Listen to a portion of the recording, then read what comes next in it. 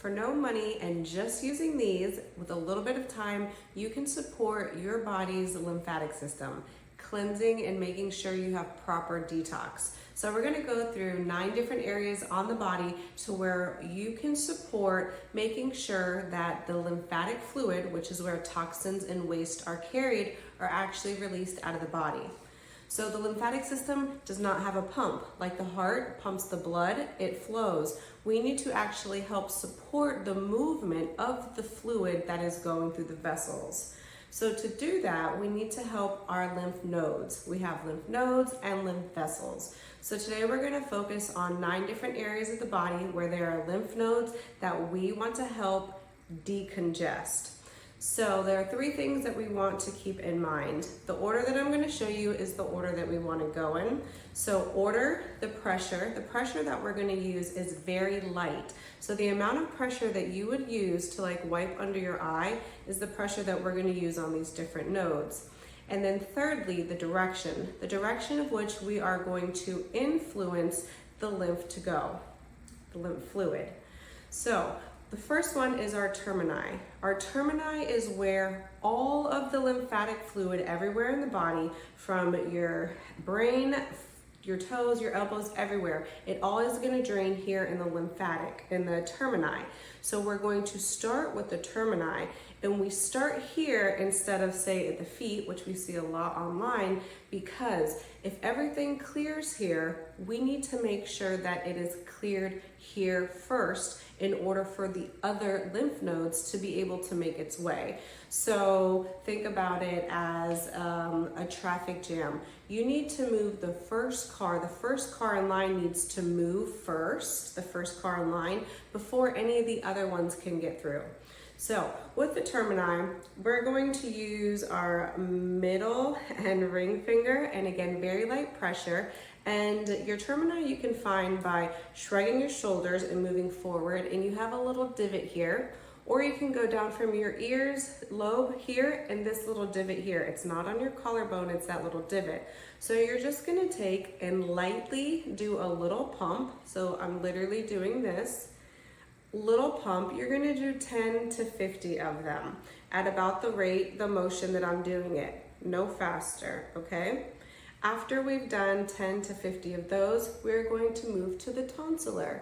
So where your jawbone is at here, we're gonna take and move our fingers right here where your tonsils are or would be, and we're going to lightly just pull down like this. Because remember, we are influencing the fluid to go down to the termini because that's where it drains. So we're gonna do this for 10 to 30 strokes. After that, we're going to go to the apical node. So under your collarbone, under the collarbone, and then where this shoulder is here, you're going to go right, there's like a little divot there. So you're just gonna put your 3 fingers, and then you could lift up this top one because it's really, that 3 fingers, that top one, it's right under here. So we're going to lightly influence the fluid. So I'm doing a motion like this to go up to the tonsillar node. Again, we're gonna do 10 to 50 of these motions, and we're gonna do it on both sides. 10 to 50 on both sides. Again, light in the upward direction to the tonsillar. After that, we're gonna go in our armpit. So you're going to grab this muscle that's here in your pit. You're gonna grab it, and then you're gonna place your fingers inside the pit. Not hard, I'm just showing the grabbing motion so that you know to grab that muscle. And then inside the pit, we're gonna place our arm down. And here, we're just gonna do this upward motion. So grab the pit, fingers are comfortably in there. You take the top one out, the pointer finger, and then just up, up, up. Again, 10 to 50 on both sides. Grab that muscle, bring this top pointer finger out, and just the upward motion, because you guessed it, we're influencing that fluid to go to the tonsillar node. And then your elbow. So you're gonna take your hand and cuff it this way. And we're going to, on your elbow, place your hand here, and then just lightly slide. Influence that fluid, yup, to go to the tonsillar. Again, 10 to 50 times, very lightly, influencing the fluid so that it can go through the vessels and then up to the termini. Okay, so from here we're going to go to the cisterna chyli. So this one is a little bit deeper inside. So most of the lymph nodes and the lymph vessels, they are right under the skin. This is why we're not pressing very hard, because it just needs a little bit of manipulation, support, because it's right under the surface of the skin. With the cisterna chyli node, it is a little bit deeper where it sits closer to the back. And so to find the cisterna chyli, you can do two things. You can take your thumb and your pinky. You're gonna put your pinky at your belly button. You're gonna put the thumb at where like your rib cage is. And then in the middle, you'll find the cisterna chyli, and it is a little bit tender. So if you feel that, you're at the right spot. Or you can take your hands, put them at the top of your hips, and then go through the middle. That also is gonna be the cisterna chyli. So with this, we're pushing and doing, you use one hand, we're pushing those two fingers, your middle and your ring, and pushing in and up, like a J motion. So in and up. So in and up. And again, it'll be a little bit tender, and that's okay. You don't need to be talking. Maybe it makes it even a little bit more tender, but do make sure that you are breathing. So again, 10 to 15 pumps. And then our next one is in our groin. So in the groin, you're going to start where your hip bones are. And then with this one, you're gonna go from your hip bones along the groin down to the top of your pelvic bone. So this motion is going to be up like this, because remember, we're influencing that fluid to go to the termini. So from the hips bone, you're going to go from the hip bone along down the groin, lifting up until you get to that pubic bone. And you're going to do this, you don't need to do this like go downward 10 to 50 times. You could just like do that motion of passing from the top to the bottom of the bone about 5 to 10 times. Behind your knee, you have a lymph node, and you're just gonna basically take your hands and you are going to influence the fluid to go upward. And we're just going to lightly lift that fluid. And of course, 10 to 50 times. And do both knees.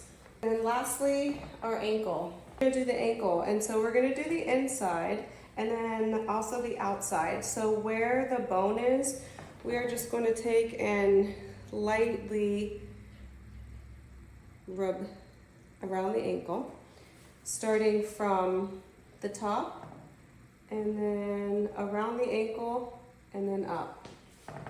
Okay, so ankle, we're going to start here, go around on the bottom, and then to the other side. Kind of a U shape. We're not going to do a circular motion all the way, just lightly up. And again, we'll do that one 10 to 20 passes. We're not done. We have 2 more steps. After doing that, another way that we can influence the flow of that lymphatic fluid through the vessels is by breathing really well with your diaphragm. So we're going to take 5 good breaths. You want to inhale with your nose and then exhale out. As you inhale with your nose, you want to really allow the lungs to be filled with air, so your diaphragm and your abdominal area will extend. So we're going to take a good breath in, allowing the lungs to fill, and then slowly exhale.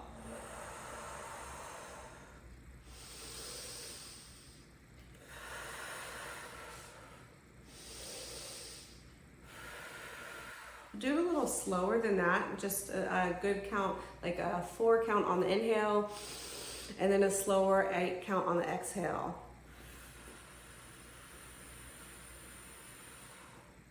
This breathing and contracting is going to support the lymphatic fluid from the lower body, so from our sternochyli down to our ankles, to move upward. And then lastly, we started with opening up, with clearing, not opening, rather clearing the termini, and we're going to now make sure that we clear it. Because remember, this is where all of the fluid is going to drain. So when we start it, we want to make sure that we get it nice and cleared. And now that we've supported all of the fluid to move to this area in the proper direction, we want to make sure that we're going to go ahead and clear it so that the fluid can move through the nodes. The fluid has to go through the nodes to be able to even move through the vessels. Clearing your lymph nodes and going through this process is so crucial for us to do because, as I mentioned, we do not have any type of system that is helping move the lymphatic fluid. So other actions that can help are like jumping up and down, whether you're doing jumping jacks, a jump rope, on a rebounder, and even working out. When we work out, our muscles are contracting. The lymphatic vessels are right up against the muscle. So when the muscles contract, the vessels are being influenced to move that fluid with the contracting muscle. So similar in what we're doing with the lymph nodes and just really supporting the fluid to move. This is so crucial because people talk about cleanses and detoxes all the time, but if your lymphatic nodes are not draining properly, if they are clogged, then that means that whatever you're detoxing or cleansing is not properly being flushed out. So sure, you could be doing a parasite cleanse. However, if they're not being able to move through the lymphatic vessel to be able to be expelled from the body, you still have them inside of your body.